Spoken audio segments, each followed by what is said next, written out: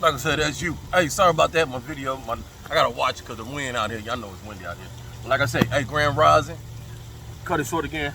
Had to restart my video. Hey, so your boy, I went to church. I had told Rob, revived the young ladies. You know, remember, bro? I made a video going downtown and highlighted these young ladies in these church, young men of God and women of God out there doing big things in downtown, helping the homeless and food and stuff like that. So I went to their church today.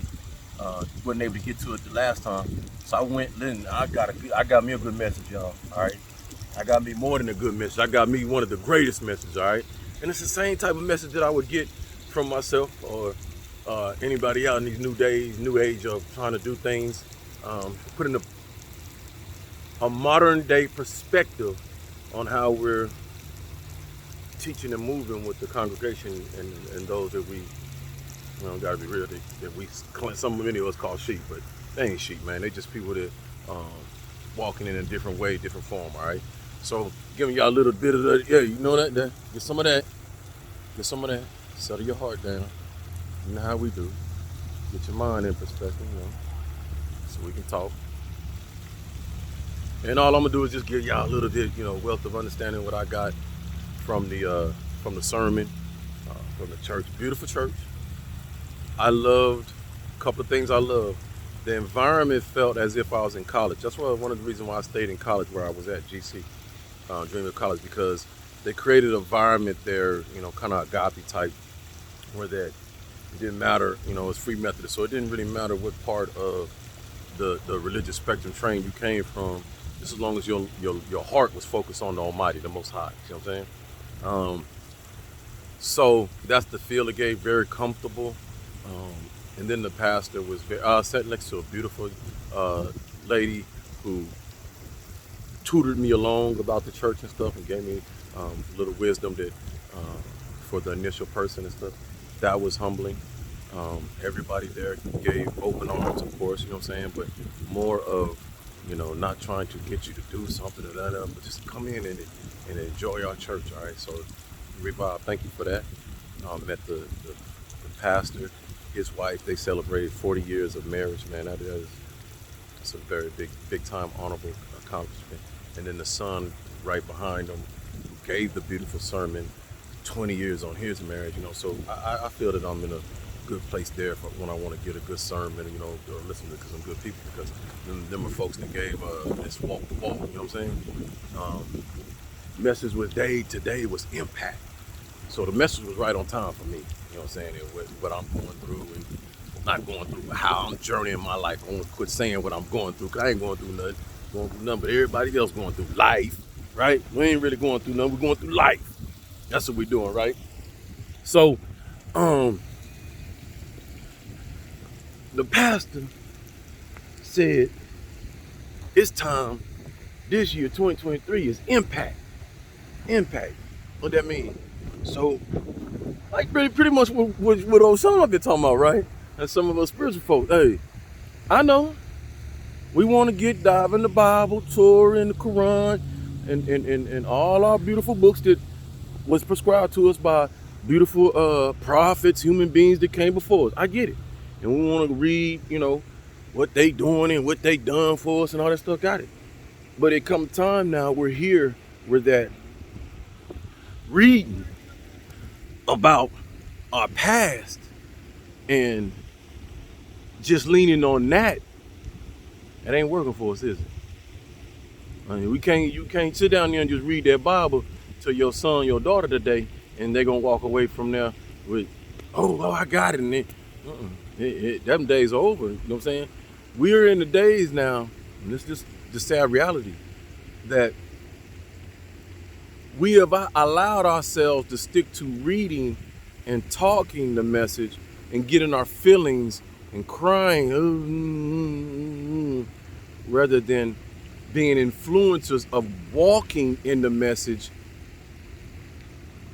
Right?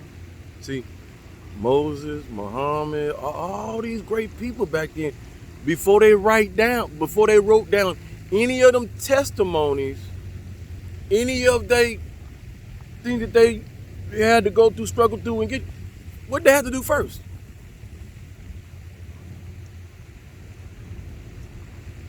I gotta walk through that journey, get them stripes, all that trials and tribulations, all me, boom, get through them, and then look and be like, man, woman, I made it through this. I'm still alive. Let me find some papyrus or something and then write this down. Man, I'm still alive. This might help somebody what I've been through. That's what I'm talking about. Because it's always the story, right? Pastors, ministers, evangelists always go back to a story of a testimony somebody went through in the Bible for us to example off of, right? So I correlate that, me, Sean Sherman. Yeah, I read about Daniel, Moses, Exodus, all them. But, okay, got you. I got to go walk my journey. Go through my trials and tribulations based off of what you're doing, off of the prescription that you gave me. And though I go by it 100%, my life ain't perfect. Ain't going to be perfect. You can't be perfect down here. As long as we're in this right here, this flesh, we battle against our spirit battles against the flesh. You can't be perfect. You could get next to it, you know what I'm saying? And that's when we come to the understanding that you can get into that Christ-like aura, right?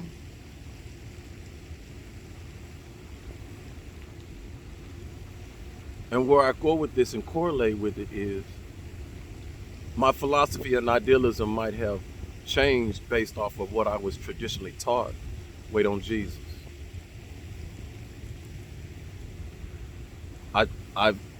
My theory of it is not waiting on Jesus, waiting on Almighty. I don't correlate Jesus and Almighty the same. They're not to me. And there's no disrespect or shots to anybody else out there and their beliefs. But my beliefs is we are the Jesuses. The Jesuses are within all of us. Jesus lived his life, died, sacrificed. But what he sacrificed, we never look for that. And who did he sacrifice among? Why do we not think that Jesus had the same type of haters and same jealousy and envy that we have today? It's what killed them. And who else has died like Jesus? Go back in your history from Jesus and be beyond Jesus. Before that, it was Osiris, right? And beyond that, it was somebody. We've allowed our philosophies and thinking that it's just one that went through them. No. There's so many Jesuses and Muhammads, Elijahs. You know what I'm saying? These are the ones that just were highlighted because whether it be the times, they were at the right time, right moment. They activated among their people when others wouldn't activate, weren't wanting to activate. Fear of activating. But we're here now. So many Jesuses and so many Muhammads and so many, anointed people, just like those who came before us. And what I've seen today is pastors are not asking, let's wait on Jesus.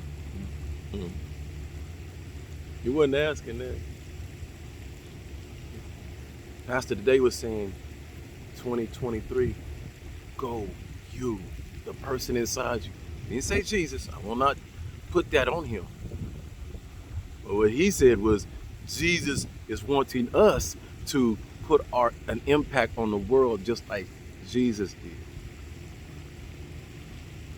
On a Jesus type way, with kindness, love, healing, restrictions brought down, barriers that we've put up because of different religions and different philosophies and idealisms. Let's dial that down so we can get to the human nature and the human problem. And the human problem is the humans continue wanting to divide themselves. Humans continue wanting to think there's a better human than another human.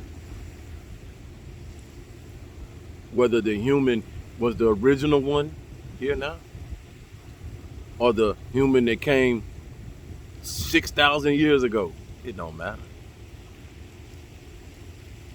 It don't matter. The real thing that matters is you find out who you are, understand why you here, and like another thing the pastor said today, find your purpose through communication of the Most High.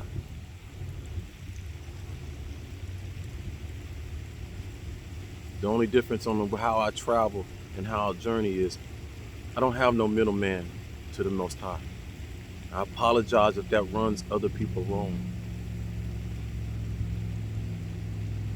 Jesus, Muhammad, Shiva, all, call him all.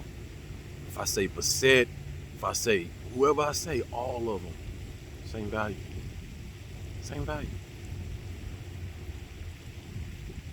Difference is Sean Shellman is here today in the physical, in which I know for a fact Jesus and every one of them else probably here, came back, or waiting their turn to come back to do the human experience because they probably want to make a change or make a difference on what they did in the past. But at this point in time, they're using so much of their spirit and so much of their power is plugged into the source because they have passed the human experience and now do it in the spiritual